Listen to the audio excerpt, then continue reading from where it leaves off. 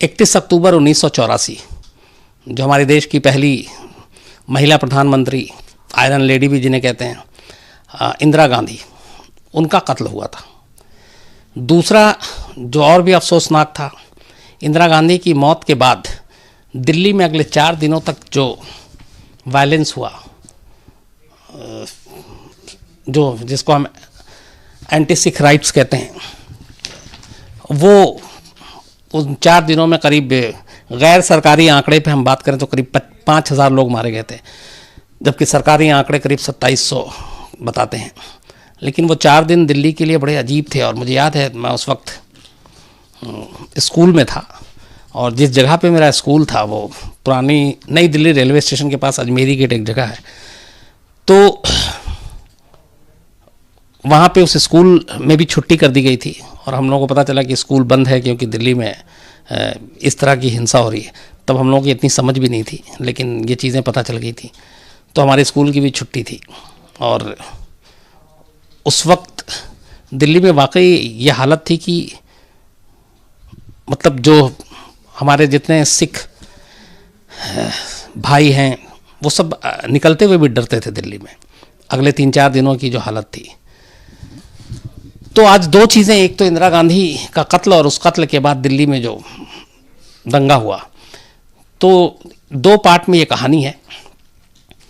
इंदिरा गांधी के कत्ल से जुड़ी छोटी से छोटी चीज़ें क्या थी वो मैं आपको आज क्राइम तक में बताऊंगा, और इस कत्ल के बाद 31 अक्टूबर की शाम 6 बजे के बाद से क्या हुआ दिल्ली में, ये आप आज रात 11 बजे वारदात में देख सकते हैं। तो हमने इसलिए इसको 2 हिस्सों में किया कि इंदिरा गांधी के कत्ल की कहानी मैं आपको सुनाऊं और दिल्ली में उस कत्ल के बाद जो कुछ हुआ अगले 3-4 दिनों तक, 31 अक्टूबर से लेकर 3 नवंबर तक, वो आप रात 11 बजे वारदात में देख सकते हैं। और क्राइम तक में मैं वो कहानी फिर कभी ज़रूरत हुई तो आपको ज़रूर सुनाऊंगा। तो 84 मतलब 16 साल उधर, 18 साल इधर, 16, 10, 26 और 8, 34 साल हो गए इस हादसे को।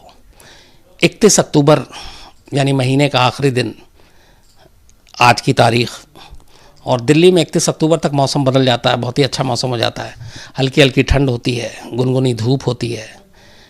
आज भी वैसे ही मौसम है। तो और इसीलिए ये जो मैंने कोट पहना हुआ सिर्फ इसलिए नहीं पहना कि मुझे एंकरिंग करनी है या आपके सामने बैठना, बल्कि थोड़ा ऑफिस में भी एसी की वजह से ठंड ज़्यादा लगती है, तो आजकल ये गर्म कपड़े पहनने और कोट पहनने का सीज़न आ चुका है, शुरू हो चुका है, तो लोग भी देख रहा हूँ काफ़ी पहन रहे हैं आजकल। तो 31 अक्टूबर आखिरी महीने का दिन, और देश में बस 3 महीने के बाद आम चुनाव होना था, और इंदिरा गांधी इस देश की 5वीं बार प्राइम मिनिस्टर बनने के लिए बाकायदा चुनाव कैंपेन कर रही थी। राजीव गांधी उनके साथ कैंपेन में अलग अलग जगहों पे थे। तो एक दिन पहले ही 30 अक्टूबर की रात को इंदिरा गांधी उड़ीसा के दौरे से लौटी थी। 2 दिन तक वहाँ उड़ीसा में थी वो, और चुनावी रैलियों, अलग अलग बहुत सारी रैलियाँ की थी उन्होंने, और वहाँ उन रैलियों में वोट मांग रही थी। और 30 अक्टूबर की दिल्ली लौटती हैं वापस। 31 अक्टूबर की सुबह होती है। आमतौर पे जो इंदिरा गांधी का रूटीन था वो ये था, उनका ये कहना था कि एक इंसान के लिए 4 घंटे की नींद बहुत होती है और 4 घंटे में नींद पूरी हो जाती है। तो इंदिरा गांधी भी कहते हैं कि 4 घंटे ही सोया करती थी, और ये भी कहते हैं कि वो सुबह 4 बजे उठ जाया करती थी, मतलब 12 बजे रात सो जाती थी और 4 बजे सुबह उठ जाती थी। उठने के बाद वो योगा और एक्सरसाइज, इन पर बड़ा ध्यान रखती थी, तो ये सारी चीज़ें करती थी, और इस मामले में बहुत पाबंद थी वो वक्त की। लेकिन 31 अक्टूबर की सुबह वो थोड़ा लेट उठी।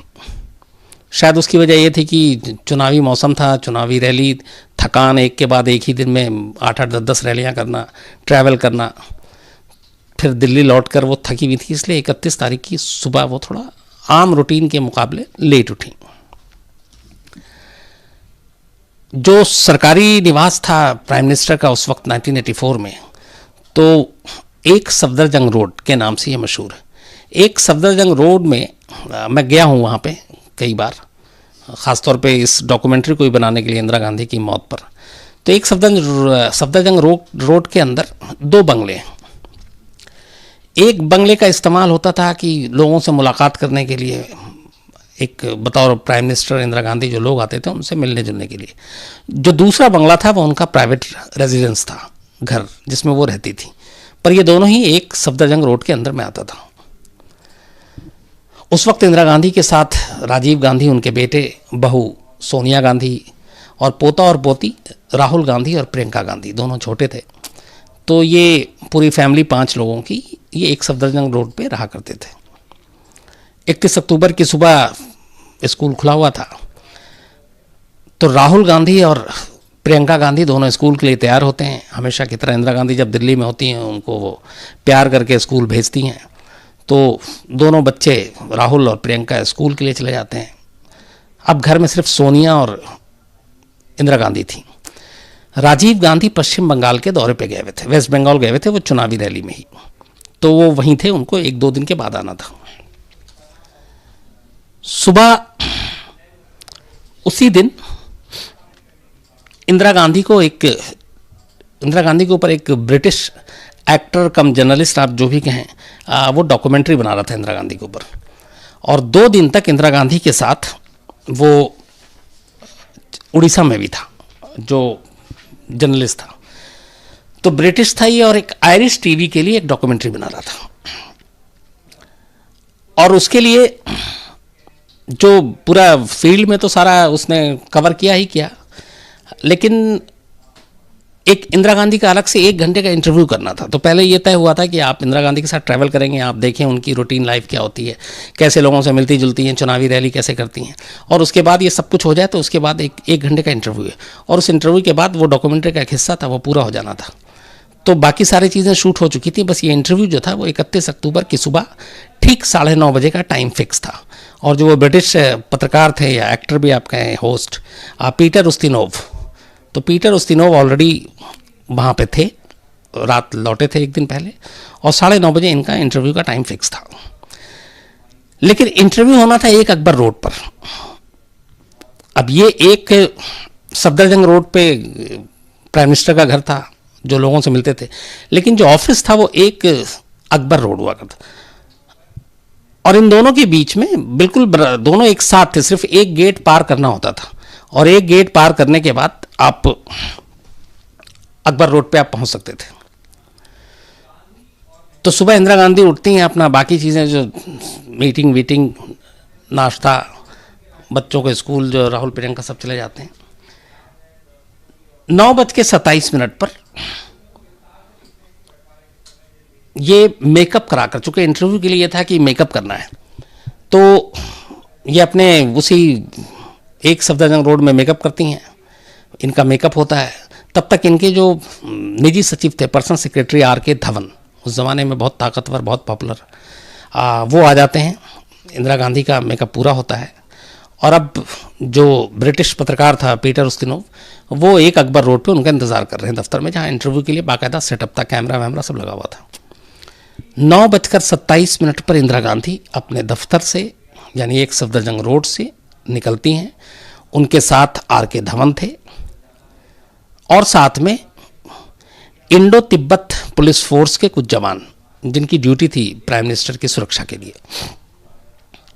तो उसके कुछ जवान इंदिरा गांधी के पीछे पीछे, और R.K. धवन इंदिरा गांधी से 1 कदम पीछे, और ये चलना शुरू करते हैं। उस दिन इंदिरा गांधी ने इंटरव्यू के लिए खासतौर पर एक नारंगी साड़ी चुनी थी, कैमरे के हिसाब से कैसा कलर होना चाहिए, क्या होना चाहिए। तो वो नारंगी साड़ी में R.K. धवन के साथ और ITBP के जो सुरक्षा गार्ड थे उसके साथ एक सफदरजंग रोड से अब एक अकबर रोड की तरफ बढ़ती हैं। सिर्फ एक गेट पार करना होता है, और उस गेट को पार करते ही वो एक अकबर रोड में दाखिल हो जाती, जहाँ उनका दफ्तर था, जहाँ पे इंटरव्यू तय होना था। उस दिन जो Indo Tibet border police force है जो उनके साथ चल रही थी, उसके अलावा इंदिरा गांधी के घर की जो सुरक्षा गार्ड होते थे, इंदिरा गांधी के अपने, जो उनकी घर के अंदर भी निगरानी करते थे, उनकी हिफाजत करते थे। तो उस गेट पे, जिस गेट को पार करते ही ये अकबर रोड के अपने दफ्तर में दाखिल होती, उस गेट पे उस दिन 2 लोगों की ड्यूटी थी, एक बेअंत सिंह और दूसरा सतवंत सिंह, दोनों सिख। अब इनकी कहानी ये है कि बेअंत सिंह इंदिरा गांधी के जितने भी सुरक्षा गार्ड थे, कहते हैं कि उनमें उनका सबसे फेवरेट गार्ड बेअंत सिंह हुआ करता था। बेअंत सिंह कई बार इंदिरा गांधी के साथ विदेशी दौरे पर भी गया और वो हमेशा साथ रहता था। जो दूसरा सतवंत सिंह था वो सिर्फ 5 महीने पहले आया था और 5 महीने से ही पीएम की सिक्योरिटी में था, लेकिन उसकी जो ड्यूटी थी वो पीएम हाउस के बाहर की तरफ थी। अंदर जहाँ पे घर है या दफ्तर है वहाँ पे नहीं, बल्कि बाहर की तरफ लेयर होती है सिक्योरिटी की, जबकि बेअंत सिंह की अंदर की तरफ थी बिल्कुल। 31 अक्टूबर की सुबह जिस सतवंत सिंह को बाहर ड्यूटी देनी थी, वो अचानक अपने जो भी रिपोर्टिंग बॉस है उसका, उससे बताता है कि उसको लूज मोशन हो रहा है, दस्त हो रहा है, और इसलिए बार बार वो बाहर से अंदर की तरफ नहीं आ सकता। तो अगर उसे अंदर ड्यूटी दे दे तो उसे वॉशरूम तक जाने में आसानी होगी। तो इसमें किसी को कुछ शक होता नहीं और सतवंत सिंह को बाहर की बजाय अंदर ड्यूटी पे लगा दी जाती है। और उसी गेट पे उस अकबर जो रोड जिसमें दफ्तर था वहाँ जाने के लिए जो एक सफदरजंग से एक अकबर रोड के बीच की जो इकलौता एक गेट है, उस गेट के ऊपर तो अब 2 लोगों की ड्यूटी थी, एक बेअंत सिंह की, एक सतवंत सिंह की। बेअंत सिंह 10 साल पुराना वफादार, यहाँ तक कि 5 महीने पहले जब 6 जून 1984 को ऑपरेशन ब्लू स्टार हुआ अमृतसर के गोल्डन टेम्पल में, स्वर्ण मंदिर में, उसके बाद जो हमारी खुफिया एजेंसी है रॉ, उसने ये एक रिपोर्ट दी थी कि इंदिरा गांधी की जो पर्सनल सिक्योरिटी है या उनके आसपास जो भी सुरक्षा घेरा है उसमें से जितने भी सिख हैं उनको हटा दिया जाए, क्योंकि हो सकता है वो गोल्डन टेम्पल का बदला लेने के लिए कुछ भी कर सकते हैं। तो ये एक रिपोर्ट आई थी और रॉ ने इस रिपोर्ट को पीएमओ को भेजा और पीएमओ को भेजने के बाद हुआ ये था कि बेअंत सिंह को बाकायदा पीएम की सिक्योरिटी से हटा भी दिया गया था और उसका ट्रांसफ़र का लेटर आ गया। बट कहते हैं बेअंत सिंह ने यह बात डायरेक्ट इंदिरा गांधी को बताई कि मैडम मेरा ऐसे ऐसे ट्रांसफ़र हो गया और मैं आपको छोड़ के जाना नहीं चाहता हूँ। इंदिरा गांधी ने आर.के. धवन से कहा और इंदिरा गांधी और आर.के. धवन के कहने पे उसका ट्रांसफ़र रोक लिया गया और उसको पीएम हाउस से बाहर नहीं जाने दिया गया, बल्कि इंदिरा गांधी ने कहा कि नहीं, ये पीएम हाउस में ही रहेगा। और उन्होंने कहा कि मुझे, बल्कि कहते हैं कि इंदिरा गांधी को बहुत गुस्सा भी आया था कि आप इस तरह से कैसे हटा सकते हैं सिर्फ सिख होने की वजह से, और ये सारे मेरे लिए बहुत इम्पोर्टेंट है। और बेअंत सिंह को वो ख़ास प्यार भी करती थी क्योंकि 10 साल से वो उनके साथ था। तो अब ये इंदिरा गांधी करीब 9:28 आर.के. धवन एक कदम पीछे, आईटीबीपी के पुलिस के जवान साथ में पीछे वो भी। ये जैसे ही अकबर रोड पे दफ्तर में जाने के लिए उस गेट के पास पहुंचती हैं तो वहाँ पे बेअंत सिंह और सतवंत सिंह दोनों मौजूद। रूटीन ये था कि जब भी बेअंत सिंह इंदिरा गांधी को देखता था तो वो नमस्ते बोलता था और इंदिरा गांधी को भी ये बात पता थी। तो जब ये गेट पे पहुँचती हैं तो दूर से ही कुछ कदम की दूरी पे ही इन दोनों की नज़रें मिलती हैं।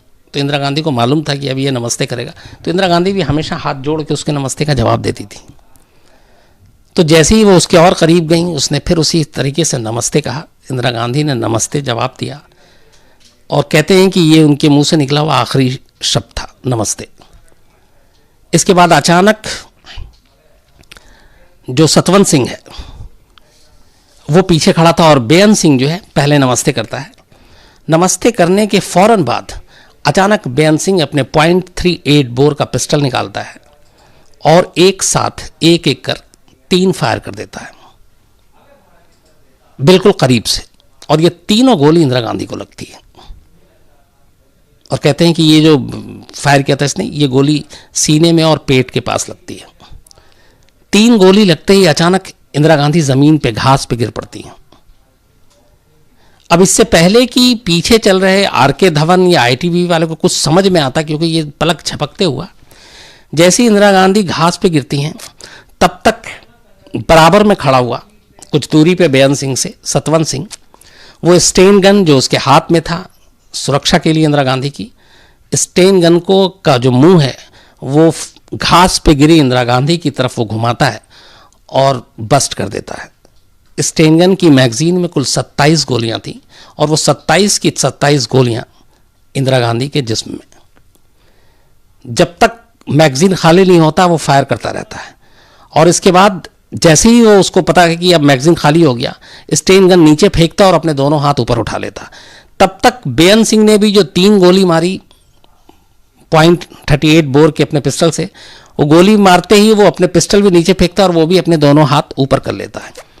कहते हैं कि ये पहले से प्लान था कि आपको गोली चलाते ही आप अपने हाथ ऊपर कर लो ताकि लगे सरेंडर कर रहे हैं, वरना जवाबी फायर में मारे जाओगे।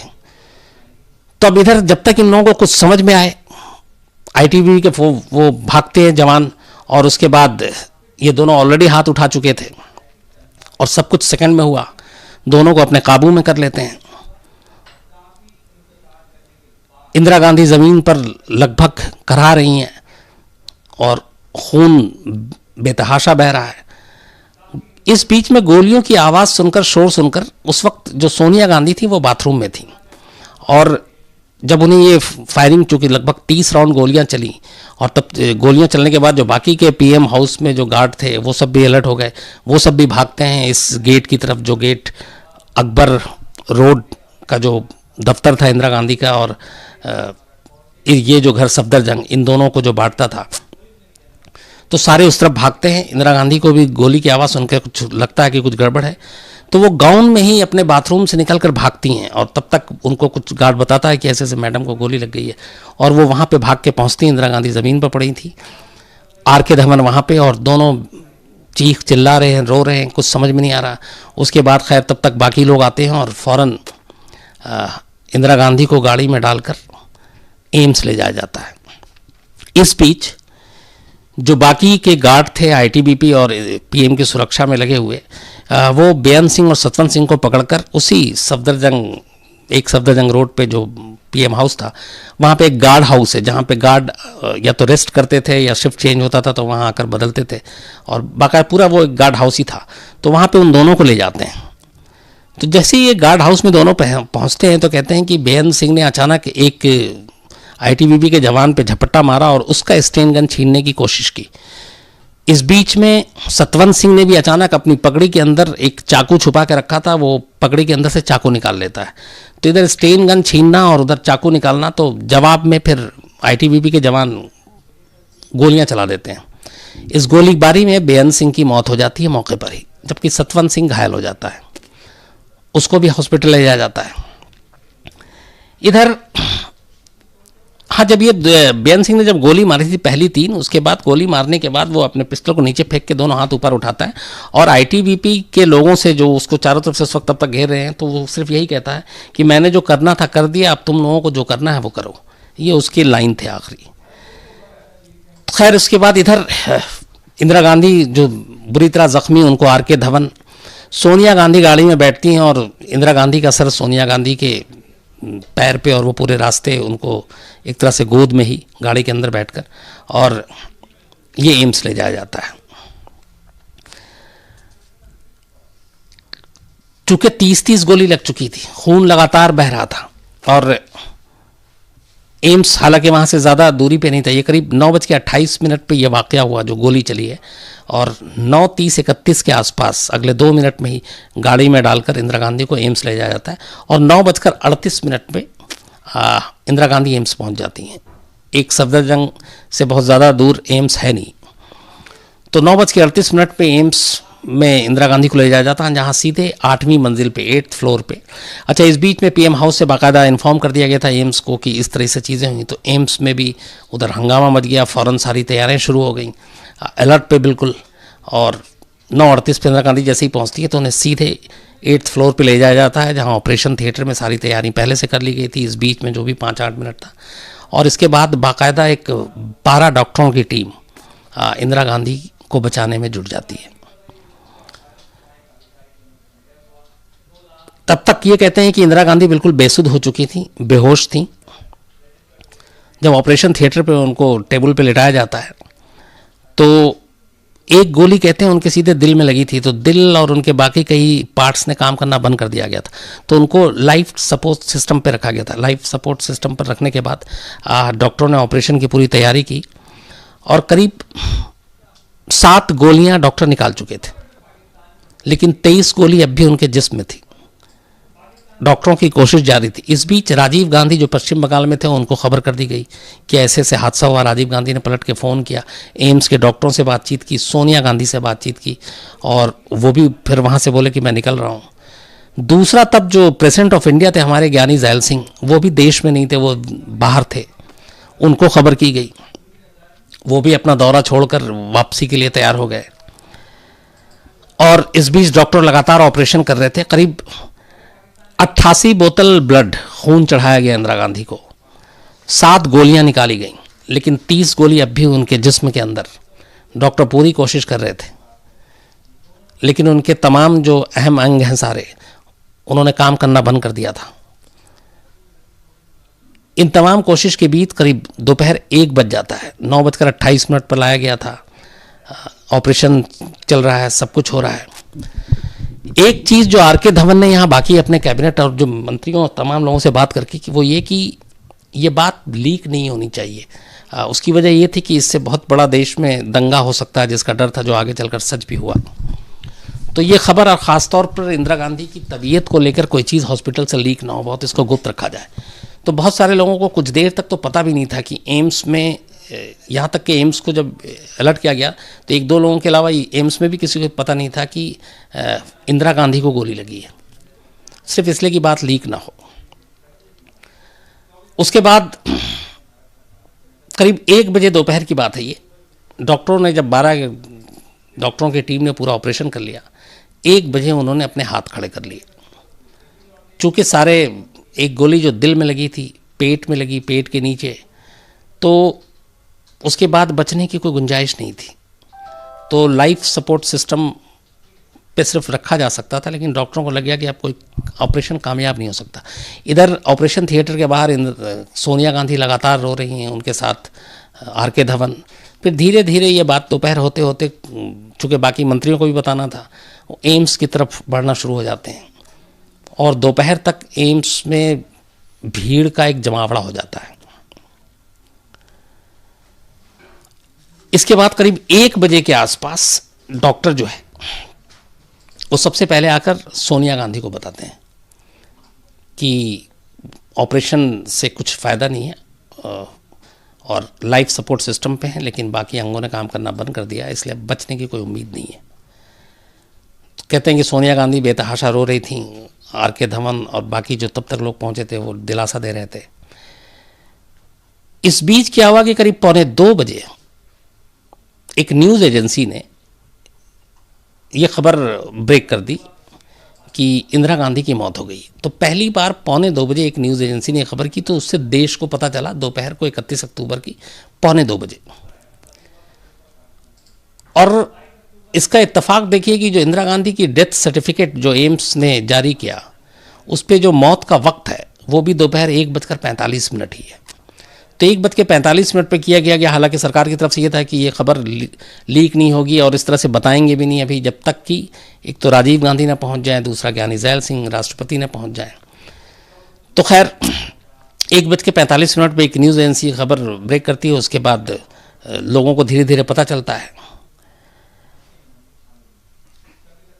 करीब 2-3 बजे इसके फ़ौरन बाद ही राजीव गांधी सीधे कोलकाता से दिल्ली पहुंचते हैं, एयरपोर्ट से वो एम्स पहुंचते हैं। एम्स जाने के बाद उन्हें सारे हालात के बारे में बताया जाता है।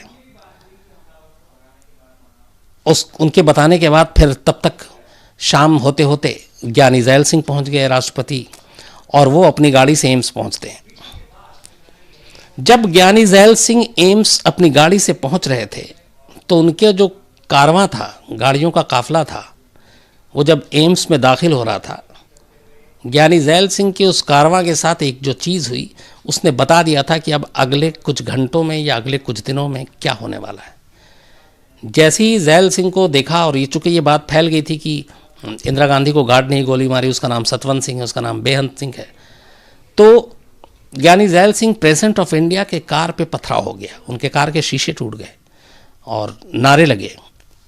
अब जाहिर सी बात है, ज्ञानी जैल सिंह भी एक सिख थे, तो इससे ये एक अचानक एक ख़तरा पैदा हो गया, एक अजीब सी चीज़ कि अगर यहाँ पे प्रेसिडेंट ऑफ इंडिया के साथ ये हो रहा है तो फिर हिंदुस्तान में बाकी सिखों के साथ कहीं कुछ ना हो जाए।